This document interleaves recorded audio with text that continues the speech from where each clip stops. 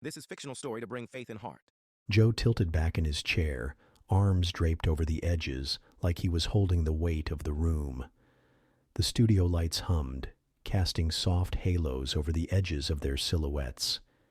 Elon was quiet, not his usual calculated quiet, the kind that made Joe lean forward and squint like he was trying to read the fine print behind Elon's eyes.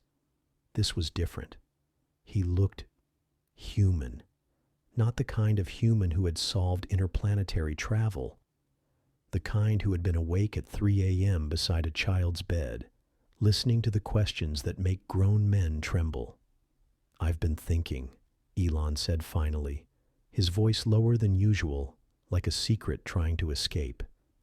Joe sipped his coffee, then waited. Elon reached into his pocket, not dramatically, not even deliberately, and unfolded a small piece of paper. It was worn, like it had been folded and unfolded more than once. He placed it gently on the table between them. Joe picked it up, read it again. "Do you think we'll meet God or become Him?" Silence. Joe blinked. His chest tightened, not from the question itself, but from what he felt in the space between the words. He looked up. "Where did this come from?" Elon didn't answer immediately. He just stared out the studio window, even though it was dark outside and nothing was there but their own reflections. "My 5-year-old asked me that yesterday," he said. Joe leaned back slowly, the paper still in his hands. His voice softened. "And what did you say to him?" "I didn't," Elon replied. "I couldn't." There was a pause, not uncomfortable, just thick, heavy with everything they weren't saying. Joe finally spoke. That's not just a question, that's a mirror. That's the kind of thing that doesn't come from a child's mind. That comes from somewhere older or deeper," Elon whispered. Neither of them spoke after that. Minutes passed. You could almost hear the dust settling in the room. Then Joe said, almost under his breath, "Do you believe in God?" Elon hesitated, not because he didn't have an answer, but maybe because he had too many. "I believe in design," he said. "In intelligence, something higher. But not in the way people usually talk about it. Not with robes and thrones and lightning bolts. More like a silence so complete it becomes a presence. A kind of knowing that watches without interfering." Joe's voice cracked just a little. "Like a father who doesn't speak until you're ready to listen?" Elon looked at him. Maybe. There was something raw in that moment. Two men, both surrounded by power, fame, logic, and yet here they were, standing on the edge of a question none of their tools could solve. Joe folded the note again, slid it into his pocket. But before he could speak again, Elon leaned forward and said, "There's more. That wasn't the only thing my son said." Joe's eyebrows lifted. "What else?" Elon's eyes were glassy now, voice low. "He asked me, if God is love, why do we stop loving when people leave us?" And that broke something open in the room. Joe sat motionless. The question hovered in the air like a breath no one wanted to exhale. "If God is love, why do we stop loving when people leave us?" He repeated it softly, not really asking, more like letting it settle in his bones. Elon gave a slight nod, eyes now fixed on a spot on the floor. Something about the way he said it, his son's words, made Joe feel like he was 12 again, staring at the ceiling in a dark room, wondering why people vanish but the ache of them stays. "I didn't know what to say," Elon finally admitted. Joe leaned in, elbows on the table. "You ever think kids ask better questions than adults do?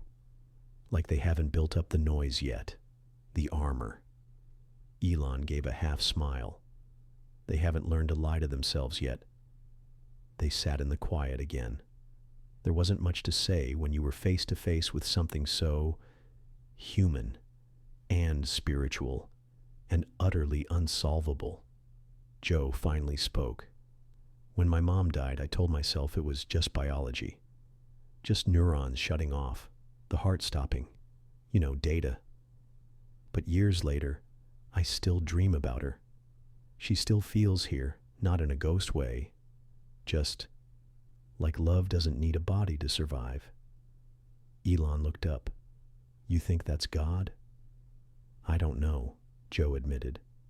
But I think love's the only thing I've ever felt that outlives death. They both looked away at the same time, maybe embarrassed by the softness, or maybe afraid of what they'd feel if they looked too long. Joe turned back to Elon. What did your son say when you didn't answer him? Elon's jaw tightened. He said, It's okay, Daddy. Maybe God stops loving too. Joe winced, visibly shaken. Man, that's not just a question. That's a wound. I know, Elon said quietly. And I didn't correct him. I just held him. What was I supposed to say? That love never ends? That God never stops loving, even when we do? Joe swallowed. Maybe you were supposed to say, nothing, just hold the weight of it. The silence stretched again, but this time it felt sacred, not empty, just full of too much. After a while, Elon leaned back, folded his arms, and stared at the ceiling. You ever wonder if the reason we feel so lost isn't because God left, but because we stopped looking in the places he actually lives? Joe raised an eyebrow. What do you mean? Elon didn't answer right away. Then he looked directly at Joe, his voice softer than ever. I mean, maybe God never lived in churches or books or words. Maybe he lives in broken questions, in the love we feel but can't explain, in a child's voice asking something no adult dares to say out loud. Joe stared at him. That same weight returned, not heavy like despair, but sacred, like awe. Then Elon said one more thing. He said one other thing, Joe. Joe leaned in, heart pounding. Elon's voice barely held together. He said, Daddy, what if we already met God and just didn't recognize him? Joe couldn't respond, because suddenly he remembered something. Someone. Joe rubbed his eyes slowly, like he was trying to wake up from something deeper than sleep.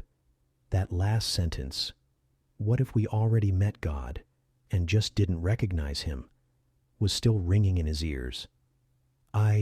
He began, then stopped. Elon waited, quiet, open. There was this time, Joe said finally. I never told anyone about it, not even my wife. Elon nodded, encouraging him silently. It was years ago, before the podcast blew up. I was walking through this park, middle of the afternoon, sun out, birds doing their thing, but I wasn't really there. I was somewhere else in my head. My life was a mess. I was doubting everything, what I believed, who I was becoming, whether anything I did mattered. He paused. There was this old man sitting on a bench. Didn't look homeless, but he wasn't exactly clean either. Just quiet, like he wasn't waiting for anything, just being. I sat down on the far end, didn't even look at him. Joe's voice lowered. After a while I sighed and muttered, kind of to myself, I don't even know if I believe in God anymore. Elon watched, eyes fixed on Joe like nothing else existed. The man turned to me, Joe continued, and said, That's okay. He still believes in you. Elon leaned forward slightly. Joe's hands were shaking now. I didn't even respond. I looked at him, and he just smiled.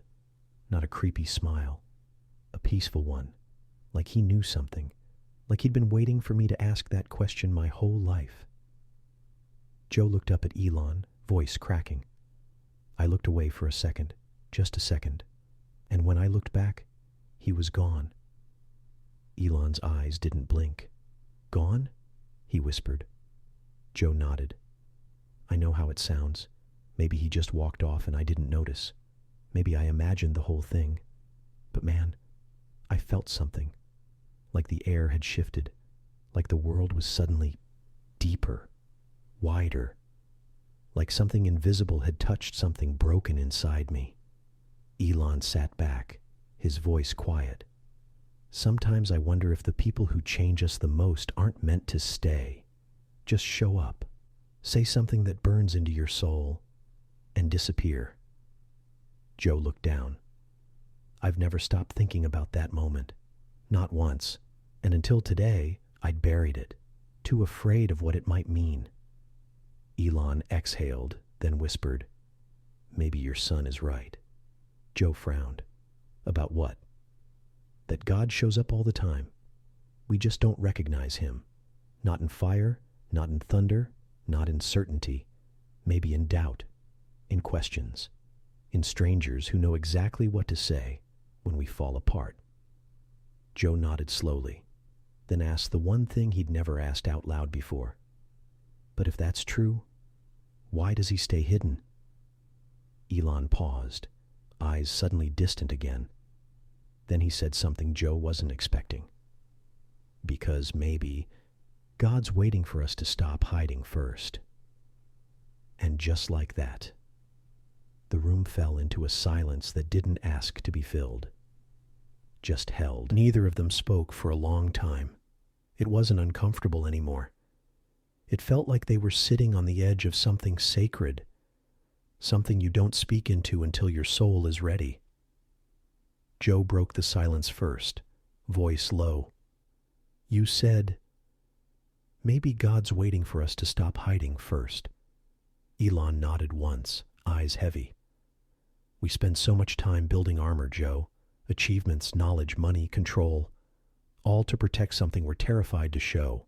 Our need to be seen, known, loved without condition." Joe stared at the table. "You think that's what faith is? Letting yourself be seen?" Elon's voice softened. "Maybe faith isn't believing in something. Maybe it's letting yourself be known by something you can't control." Joe ran a hand over his face. "I always thought faith meant certainty. You know, being sure. But lately, it's the doubt that feels more honest. Like maybe faith isn't about answers. Maybe it's about learning to live inside the questions. Like my son's question," Elon said. Joe nodded slowly. "Exactly like that." They sat with it for a moment. Then Elon leaned forward again, quieter now. "You know what I keep thinking about?" "What?" When he asked, "If God is love, why do we stop loving when people leave us?" Elon's voice caught. It made me realize, I've done that. I've withdrawn love, shut down, protected myself, told myself love had to be earned. But if God is love, then love isn't a transaction. It's a surrender. Joe looked at him, something breaking open in his face. "My daughter asked me once why I still prayed, even though I didn't know if anyone was listening. I told her, because when I pray, I remember I'm not alone." Elon gave a small, almost broken smile. "Even if no one answers?" Joe shrugged. "Maybe the silence is the answer." They looked at each other, and for once, neither felt the need to fill the air. Elon leaned back, voice now barely more than a whisper. "You ever feel like the more you learn, the more you realize how little actually matters?" Joe nodded. "And the things that do?" Elon continued. "They're invisible. A child's voice, a quiet moment, a stranger on a bench. Questions that hurt. Love that doesn't make sense. The stuff that can't be measured." Joe smiled. "Sounds a lot like what Jesus talked about." Elon looked at him. "I've read his words, not the interpretations, not the rules, just the red letters. And they don't feel like control. They feel like invitation, not do this or else. Just come, see, love, forgive, start again." Joe sat back, eyes glassy. "Yeah, that's the part people forget." Elon looked away. And for the first time in their conversation, his voice trembled. My son asked one more question before he fell asleep that night. Joe's heart skipped. What was it? Elon looked back at him, and in a voice that barely held together, he said, "If I forget what God sounds like, will he still remember me?" And Joe, who had spoken to thousands, debated geniuses, and asked questions for a living, had nothing left to say. Only a quiet tear. The studio had never felt quieter, not even during those long post-midnight recordings when the world outside had gone still. This silence was different. It wasn't empty. It pulsed with something deeper. Grief, reverence, maybe even God. Joe wiped at his eyes, trying not to let the tear fall completely. But it did. It always does, eventually. If I forget what God sounds like, will he still remember me? He whispered, repeating Elon's son's question. It landed like a prayer neither of them knew how to finish. Elon nodded slowly. That one undid me, because I didn't have the courage to answer it. Joe cleared his throat, but the words didn't come easy. Maybe that's not a question you answer with words. Maybe it's one you answer with presence. Elon looked up. You think God remembers us, even when we forget him? Joe stared at him. I don't think love forgets, Elon. Not real love. Not the kind that doesn't need to be earned. He paused, letting it settle. My daughter forgot how to walk after an accident. Her body just forgot. And I remember watching her try, legs trembling, face full of fear. She'd fall after 2 steps, but I never stopped holding out my hands. She didn't need to remember how to walk. She just needed to remember I'd catch her. Elon closed his eyes. Joe leaned in, voice quiet, raw. What if God is like that? Not yelling instructions from above, not demanding perfection, just reaching, waiting, remembering us when we forget ourselves. For a moment, neither of them moved. Then Elon slowly pulled the folded note from his pocket, the same one he'd given Joe earlier. Joe looked at it. You kept it? I read it every day since he gave it to me, Elon said. Not because I have an answer, but because it reminds me that some questions are sacred. They're not problems to be solved. They're places to be met. Joe reached out and tapped the paper gently. Do you think we'll meet God? Or become him? Elon nodded, repeating the words softly. Joe exhaled through his nose. Maybe we become him when we choose to love anyway, when we hold people close in their doubt, when we refuse to let silence mean abandonment. Maybe God isn't waiting at the end of time, Elon added. Maybe he's buried in the middle of our pain, in the breaking, in the remembering. The silence between them shifted again, not heavier, just more whole, like something missing had quietly arrived and taken its seat among them. Then Joe said it, the question he'd buried his whole life. What if God's never been gone? What if we just stopped listening? Elon stared at him, something raw in his eyes. Joe leaned back, heart pounding, voice barely audible. And what if the silence isn't proof of absence, but the place where God whispers the loudest? Elon didn't reply. He didn't need to, because for once the silence didn't feel empty. It felt like someone was there. The studio lights had dimmed, as if they too had grown tired of pretending everything was normal. The air was different now, thicker, but somehow clearer. Like something sacred had finally been named, even if only in whispers. Elon leaned forward, his elbows on his knees, hands clasped. I think about him falling asleep that night, he said. My son, just a few hours after asking that question, curled up against me, breathing slow, trusting the world was still good, even if he didn't understand it. Joe nodded slowly, watching him. I wonder if that's what faith really is, Elon continued. Not knowing the answers, just resting anyway. Joe smiled faintly, eyes tired but soft. Like falling asleep in your father's arms. Elon glanced at him. You ever wonder if Jesus knew that kind of rest? Joe considered the question. I think he did. Not the kind that comes from having everything figured out, but the kind that comes from letting go, from knowing he was loved before he ever spoke a word. Elon's voice cracked. That's what I want for my son. Joe leaned forward, his tone gentle. Then maybe it starts with you. Elon blinked.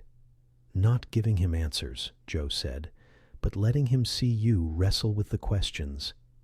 Letting him see that love doesn't come from being certain, it comes from being present. There was a long pause. Then Elon pulled something else from his jacket. Another piece of paper. New. Unfolded. Joe watched silently. I wrote this after he fell asleep that night, Elon said. Didn't show it to anyone. Not until now. He handed it across the table. Joe took it, unfolding it carefully. One line written in shaky handwriting. God doesn't hide because he's far. He hides because he's close enough to feel. Joe closed his eyes, holding the paper like it was holy. I don't know what I believe, Joe, Elon whispered. But when he asked those questions, when I looked at him, I felt something I couldn't explain. Something bigger than me, deeper than logic. And it didn't feel like a God watching from the clouds. It felt like love breathing between us. Joe nodded. Maybe that's all it is. They sat in the stillness, letting it wash over them. Two men who had more questions than answers. But maybe that was the point. Maybe the real question, Joe said, isn't whether we'll meet God or become him. Elon looked up. Maybe it's this. When love shows up in a voice we don't expect, in a moment we don't understand, will we recognize him? Neither of them spoke. Then Elon whispered more to the air than to Joe. And if we forget, will he still remember us? Joe looked at him, eyes shining. He never forgot. And in that moment, in the silence, the not knowing, the aching beauty of the questions, something shifted, not solved, not explained, but healed, just a little, just enough. And somewhere maybe a child slept soundly, trusting that love would hold, even in the silence.